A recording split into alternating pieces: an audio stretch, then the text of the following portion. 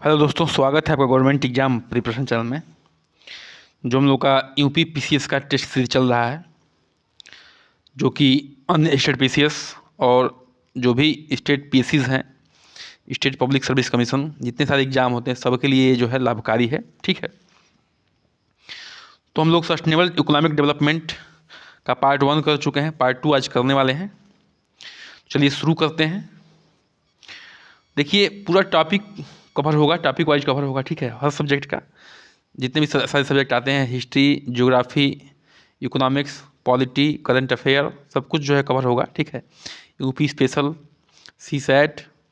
तो आप बने रहिए, कृपया करके चैनल को सब्सक्राइब करिए, लाइक करिए, शेयर करिए। चलिए पहले प्रश्न पे आते हैं कि स्किल डेवलपमेंट प्रोग्राम इनहेंस, कौशल विकास कार्यक्रम किस पूंजी को बढ़ाता है। ठीक है, जो कौशल विकास कार्यक्रम है वो किस पूंजी को बढ़ाता है? तो ह्यूमन कैपिटल को बढ़ाता है, यानी कि मानव पूंजी को। फिजिकल कैपिटल यानी कि भौतिक पूंजी को बढ़ाता है। वर्किंग कैपिटल यानी कि कार्यशील पूंजी को बढ़ाता है, या फिक्स्ड कैपिटल यानी कि अचल पूंजी को बढ़ाता है। तो जो स्किल डेवलपमेंट होता है वो किसको बढ़ाता है? वो बढ़ाता है ह्यूमन कैपिटल को, यानी कि मानव पूंजी को बढ़ाता है। इस तरह से इसका आंसर हो जाएगा आपका ए। ठीक है, क्या हो जाएगा? ए हो जाएगा। अब देखिए, ह्यूमन कैपिटल में जैसे कोई स्किल हो गया, ठीक है, कोई भी स्किल हो गया या नॉलेज हो गया, ठीक है, नॉलेज हो गया, या क्या हो गया? एक्सपीरियंस हो गया, अनुभव हो गया। ठीक है, एक्सपीरियंस हो गया, ये सब क्या है? ये सब मानव के स्किल हैं। ठीक है, और ये क्या करते हैं? मानव पूंजी को, यानी कि ह्यूमन कैपिटल को क्या करते हैं? बढ़ाने का काम करते हैं।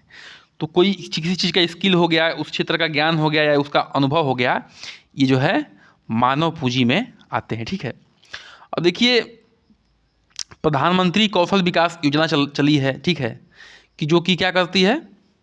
जो कि ministry of skill development and entrepreneurship में है। ठीक है, तो इसमें क्या होता है? इसमें जो है जो भी नौजवान हैं या जो भी सीखना चाहते हैं, अन्य तरीके के जो है स्किल को डेवलप किया जाता है, और उनको मार्कशीट भी दिया जाता है कि हाँ, आप इस क्षेत्र में जो है जाके काम कर सकते हैं, इस क्षेत्र में जाके काम कर सकते हैं। ठीक है, हर तरीके का जो है लगभग स्किल सिखाया जाता है इसमें।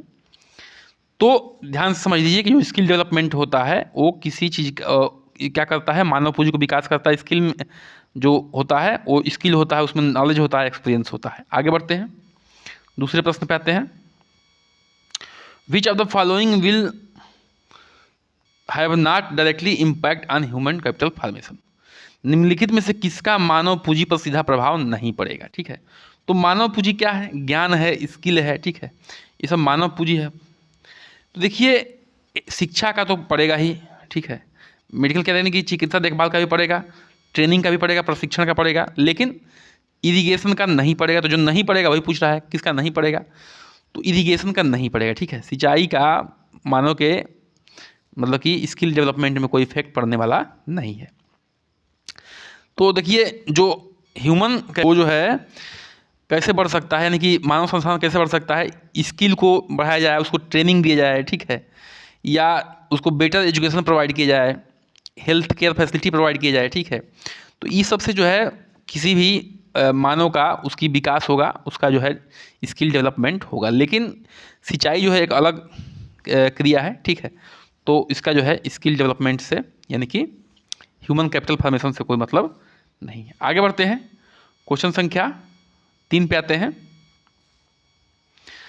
Increasing investment in human capital leads to, ठीक है, यानी कि मानव पूंजी में निवेश से बढ़ता है। क्या बढ़ता है? प्रॉपर यूज ऑफ रिसोर्सेज, यानी कि संसाधनों का उचित उपयोग। इंक्रीज इन प्रोडक्टिविटी में मतलब कि उत्पादकता में वृद्धि। स्किल डेवलपमेंट यानी कि कौशल विकास बढ़ता है। चौथा ऑप्शन देख लेते हैं, ऑल ऑफ द एबव, यानी कि ऊपर के सभी सही।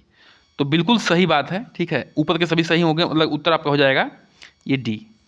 तो देख लीजिए, ठीक है, अगर increase in investment of in human capital मतलब कि मानव पूंजी में निवेश करते हैं, यानी कि उसको ज्ञान देते हैं, ट्रेनिंग करते हैं, उसका एक्सपीरियंस बढ़ाते हैं, प्रैक्टिकल ट्रेनिंग देते हैं, तो या प्रशिक्षण देते हैं, तो जो है क्या होगा, जो भी उस देश का संसाधन होगा वो बढ़िया तरीके से क्या हो पाएगा, उचित उपयोग हो पाएगा। ठीक है, उससे क्या होगा कि प्रोडक्टिविटी बढ़ेगी, मतलब कि जब स्किल्ड लेबर होंगे, मतलब कि जैसे जो मतलब कि बहुत ही ट्रेंड लेबर होंगे, प्रशिक्षित लेबर होंगे, वो क्या करेंगे कि जो भी सामान होगा उसको जो है कम से कम समय में सही तरीके से क्या करेंगे, उचित प्रयोग करके अच्छे से अच्छे प्रोडक्ट निकालेंगे, वही होती है प्रोडक्टिविटी। ठीक है, और स्किल डेवलपमेंट तो और जो है कौशल विकास तो होगा ही होगा, अगर जो है हम लोग ह्यूमन कैपिटल पे इन्वेस्टमेंट करते हैं तो। ठीक है, आगे बढ़ते हैं, अगले प्रश्न पे आते हैं।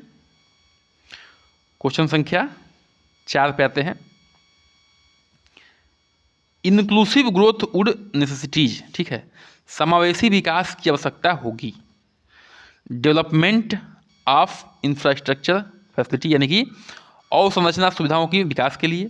रिवाइवल ऑफ एग्रीकल्चर यानी कि कृषि का पुनरुद्धार करने के लिए। Increased availability of social service such as education and health यानी कि शिक्षा और स्वास्थ्य जैसी सामाजिक सेवाओं की उपलब्धता में वृद्धि करने के लिए, या ऑल ऑफ द एबव। तो बताइए जल्दी से इसका आंसर क्या होगा। जो चौथा है उसका आंसर हो जाएगा डी यानी कि ऑल ऑफ द एबव। देखिए सारे क्वेश्चंस जो है किसी ना किसी रूप में यूपी पीसीएस में, आईएएस में, ठीक है, एलडीए में और मतलब कि एमपी पीसीएस में कहीं ना कहीं जरूर पूछे गए प्रश्न है। मैं उनको जो है कलेक्ट करके एक जगह इसलिए कर लिया हूँ ताकि आपका टॉपिक भी क्लियर होता रहे और ये भी क्लियरिटी रहे कि क्वेश्चन कैसे आते हैं, साथ साथ क्वेश्चन की प्रैक्टिस भी होता रहे। तो इतने सारे काम हम लोग एक साथ कर रहे हैं। चलिए फिलहाल इसका आंसर बताइए आप लोग। ठीक है, तो देखिए जो इंक्लूसिव ग्रोथ होता है वो क्या होता है, वो होता है प्रो पुअर ग्रोथ। ठीक है, प्रो पुअर, ठीक है, ग्रोथ होता है, मतलब कि नीचे तबके के लोगों को जो है मुख्य रूप से ग्रोथ करने की बात जो है इंक्लूसिव ग्रोथ में की जाती है। मतलब कहने का मतलब ये है कि ये ऑल सेक्शन, सोसाइटी के सभी सेक्शन की बात करता है।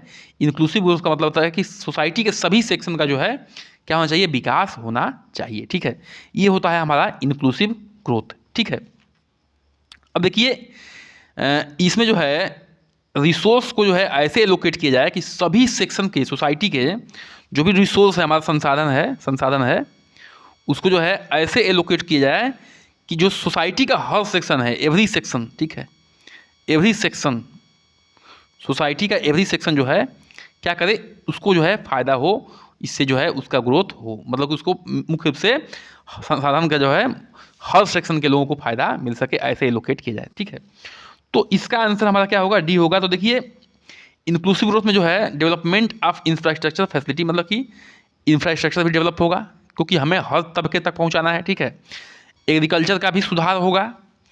Increased availability of social service such as education और हेल्थ, एजुकेशन और हेल्थ का भी सुधार होगा। क्यों? क्योंकि हमें जो है नीचे तबके तक, सेक्शन के हर तबके तक जो है विकास को पहुंचाना है। ठीक है, चलिए आगे बढ़ते हैं, 5वें प्रश्न पे आते हैं।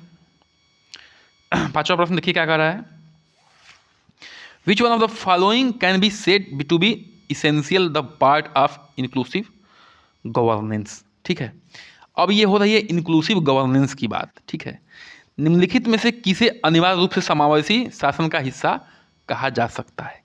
समावेशी शासन का हिस्सा की बात हो रही है, ध्यान रखिएगा, ये आईएएस 2012 प्री में पूछा गया क्वेश्चन है। तो देखिए permitting the non banking financial companies to do banking, यानी कि गैर बैंकिंग वित्तीय कंपनियों को बैंकिंग करने की अनुमति, या establishing effective district planning in all the district, यानी कि सभी जिलों में प्रभावी जिला योजना समितियों की स्थापना करना, इंक्रीजिंग द गवर्नमेंट, यानी कि इंक्रीजिंग द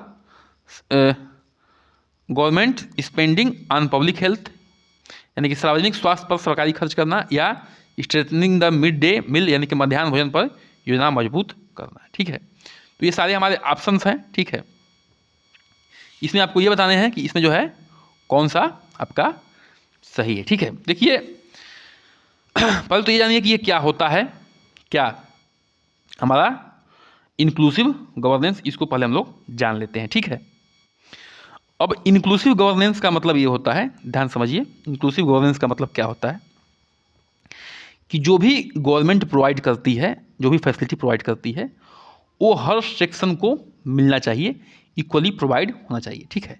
जो भी गवर्नमेंट फैसिलिटीज प्रोवाइड करती है वो इक्वली जो है प्रोवाइड होना चाहिए। ध्यान रखें इस बात का कि वो जो है एलिजिबिलिटी उसकी सही होनी चाहिए, वो एलिजिबल उस चीज़ के लिए होना चाहिए, ये भी ध्यान रखने वाली बात है, ठीक है। अब देखिए जो बैंकिंग वाला चीज़ है ना, ये गैर बैंकिंग वित्तीय कंपनियों के बैंकिंग करने की अनुमति जो है इसमें वो नहीं आएगा, ठीक है। तो और क्या क्या आ सकता है, देखिए सभी जिलों में प्रभावी योजना समितियों की स्थापना करना। इससे क्या होगा कि जो भी फैसिलिटी आएगी, जब योजना समितियाँ सही तरीके से काम करेंगी तो सभी जो है वहाँ तक पहुँचेगा। अच्छा, सार्वजनिक स्वास्थ्य केंद्र पर सरकारी खर्च में वृद्धि करना, इससे भी क्या फ़ायदा होगा, जो ये तीसरा पॉइंट, दूसरा पॉइंट तो वही सही होगा। इससे क्या होगा, ठीक है, कि जो भी स्वास्थ्य खर्चे जब बढ़ाए जाएंगे तो अच्छे तरीके से क्या होगा, सबको स्वास्थ्य मिलेगा, ठीक है। और मध्याह्न भोजन का योजना को मजबूत करना, मतलब कि इससे क्या होगा, जो गरीब तबके के बच्चे हैं वो क्या करेंगे, अच्छे से सुपोषित भोजन कर सकेंगे, ठीक है। अच्छा, ये जो पहला था कि permitting non banking finance companies to do banking. अब नॉन बैंकिंग फाइनेंशियल कंपनी को बैंकिंग में घुसाने की क्या ज़रूरत है, तो ये बेतुक वाली बात है। जो पहला हमारा ऑप्शन था कि गैर बैंकिंग वित्तीय कंपनियों को बैंकिंग में घुसाने से जो है इसमें कौन सा हम लोग क्या कर पाएंगे, इक्वली जो है प्रोवाइड कर पाएंगे फैसिलिटीज़ को। तो इसका गैर बैंकिंग को बैंकिंग में घुसाने से कोई मतलब नहीं है, ठीक है। बाकी दूसरा, तीसरा और चौथा ऑप्शन सही हो जाएगा, तो इसका ऑप्शन जो हो जाएगा वो हो जाएगा सी ऑप्शन सही, ठीक है। ये ध्यान रखिएगा। तो इस चीज़ को हमें पूरा विश्वास है कि समझ में आ गया होगा, ठीक है। इंक्लूसिव गवर्नेंस का मतलब है कि जो भी फैसिलिटी मिल रही है वो गवर्नमेंट जो है, जो भी एलिजिबल बंदे हैं, लोग हैं, उनको जो है सही तरीके से मिलना चाहिए। आगे बढ़ते हैं, क्वेश्चन संख्या 6 पे आते हैं, ठीक है। विच, ये भी जो है, ये क्वेश्चन भी जो है IAS 2011 में पूछा गया है। देखिए इन ऐसे प्रश्नों को करने से क्या होता है कि हमारा पहले तो एक आपको लगता है कि हाँ, एक हम कुछ लेवल का काम कर रहे हैं, पहली बात। दूसरी बात ये लगता है कि आपको जो है सोचने की समझने की क्षमता कुछ बढ़ जाती है। अगर नहीं भी बढ़ रही है तो हम जो है उसको पूरी कोशिश कर रहे हैं कि आपका समझने की क्षमता जो है थोड़ा बढ़ जाए, ठीक है। तो ये IAS 2011 का क्वेश्चन है, ठीक है। पिछला क्वेश्चन IAS 2012 का था। तो which of the following can aid the furthering the government objective of inclusive growth, ठीक है। Which of the following can aid in furthering the government's objective to of inclusive growth, मतलब कि promoting self groups, यानी कि पहले चलिए question को समझ लेते हैं, ठीक है। Which of the following can add in furthering the government's objective of inclusive growth. इनमें से जो है नीचे जो भी ऑप्शन दिया हुआ है, कौन जो है हेल्प करता है गवर्नमेंट को इंक्लूसिव ग्रोथ का एम प्राप्त करने में, ठीक है। जो भी उसका गोल है इंक्लूसिव ग्रोथ का, यानी कि इंक्लूसिव ग्रोथ का मतलब क्या होता है कि हर सेक्शन को जो है इक्वली डिस्ट्रीब्यूटेड संसाधन मिल सके, जिससे क्या हो सकेगा, उसका जो है जो इकोनॉमिक और सोशल इनइक्वलिटीज है वो क्या हो सके, दूर हो सके। क्या हो सके, जब सभी सेक्शन को, नीचे से नीचे तबके के सेक्शन को जब संसाधन जो है इक्वली मिल सकेगा, डिस्ट्रीब्यूट हो सकेगा, तो हर सेक्शन को जब संसाधन इक्वली डिस्ट्रीब्यूट हो सकेगा, फिर से एक बार बोल रहा हूँ, तो क्या होगा, इकोनॉमिक और सोशल इनइक्वलिटी, मतलब कि आर्थिक और सामाजिक मतलब कि जो दूरियां हैं या जिसको गैप कह सकते हैं, इनइक्वलिटीज है, मतलब कि बराबरी नहीं है आर्थिक रूप से या सामाजिक रूप से, वो क्या होगा, कम हो सकेगा। तो इसमें जो है, अब देखिए तीन जो ऑप्शंस दिए हुए हैं वो क्या, देखिए कम करने में हेल्प करते हैं। प्रोमोटिंग सेल्फ हेल्प ग्रुप्स, यानी कि स्वयं सहायता को बढ़ावा देना, ठीक है। तो बिल्कुल पहले तो जो है आपके अंदर ये विश्वास होना चाहिए कि हम जो है कुछ ना कुछ कर सकेंगे अपने लिए। तो ऐसे ग्रुप्स जो आपको बढ़ावा देते हैं उनका अगर गठन होता है तो ठीक ही, अच्छी बात है। Promoting micro small and medium enterprises, बिल्कुल सूक्ष्म लघु और मध्यम उद्यम जो होंगे वो बढ़ावा देने से क्या होगा, उससे भी जो है नीचे तबके के लोगों को फायदा होगा, रोजगार मिलेगा। और जो सूक्ष्म लघु उद्योग हैं उन छोटे मतलब कि इन्वेस्टमेंट से वो बन जाते हैं, तो अगर नीचे तबके के लोग भी इसको जो है शुरू कर सकते हैं, ठीक है। Implementing the right of education act, अगर सभी को जो है शिक्षित करते हैं तो बिल्कुल स्किल डेवलप होगा, और स्किल डेवलप होगा तो क्या होगा, ह्यूमन कैपिटल का, यानी कि मानव संसाधन का विकास होगा। और जब मानव संसाधन का विकास होगा तो क्या होगा, अपने आप जो है इंक्लूसिव ग्रोथ होने लगेगा। क्यों? क्योंकि एक पढ़ा लिखा आदमी जो है अपने सहायता कर सकता है, पहली बात। वो सूक्ष्म और लघु उद्योग का भी ध्यान रख सकता है, उसमें जाकर काम कर सकता है या अपना भी खोल सकता है। तो स्किल डेवलपमेंट में बार बार कहता हूँ कि जो ह्यूमन कैपिटल होता है, ठीक है, मानव संसाधन होता है, वो सोना चांदी डायमंड पेट्रोलियम इससे सबसे ऊपर का ये जो संसाधन है, बेस्ट क्वालिटी का संसाधन जो होता है वो मानव संसाधन होता है, अगर वहाँ की स्किल्ड लोग हैं तो इसका आंसर जो है तीनों सही है, तो इसका आंसर डी हो जाएगा। ठीक है, चलिए प्रश्न संख्या 7 पे आते हैं। A new chapter on sustainable development and climate change was first introduce in economic survey, यानी कि टिकाऊ विकास और जलवायु, टिकाऊ विकास मत कहिए, सस्टेनेबल विकास ही कहिए, ठीक है, या सतत विकास कहिए। जलवायु परिवर्तन पर एक नया अध्याय पहली बार आर्थिक विकास सर्वेक्षण में पेश किया गया। मतलब सबसे पहली बार जो है सतत विकास और जलवायु परिवर्तन जो है का नया अध्याय आर्थिक सर्वेक्षण में सबसे पहले कब पेश किया गया। ठीक है, तो इसका आपको उत्तर बताना है 2004-05 में, 2011-12 में, 2012-13 में या 2013-14 में। तो इसका उत्तर जो होगा वो हो जाएगा आपका बी ऑप्शन, यानी कि 2011-12 में जो है सस्टेनेबल यानी कि सतत विकास और जलवायु परिवर्तन को जो है आर्थिक सर्वेक्षण में रखा गया था। आगे बढ़ते हैं। चलिए, तो आगे कोई प्रश्न नहीं है, इसी के साथ आज का सेशन करते हैं समाप्त। कृपया करके चैनल को करिए सब्सक्राइब, लाइक, शेयर, बन रहिए हमारे साथ। नमस्कार, जय हिंद।